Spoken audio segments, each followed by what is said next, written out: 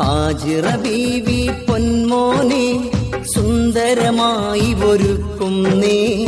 ഇബ്രാഹിം നബി കൈകളിലായി മകനെ ഏൽപ്പിച്ചിടുന്നേ. ഉപ്പായന്റെ മുഖത്തേക്ക് ഒട്ടും നിങ്ങൾ നോക്കല്ലേ. കണ്ടു കഴിഞ്ഞാൽ കൽബുള്ളിൽ അലിവായി തോന്നും ഓർക്കേണേ. മകനെ കീഴത്തിയിടുന്നു, അറുക്കാനോരുങ്ങിയിടുന്നു.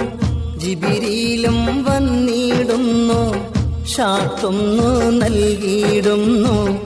ഉടനെ അറുത്തിയിടുന്നു. അഹദിൻ കൽപ്പനയാലേ അജബ് തെളിച്ചൊരു നബിയേ. അല്ല കനിഞ്ഞൊരു മോനെ ബലിയർക്കാനൊരുങ്ങുന്നേ.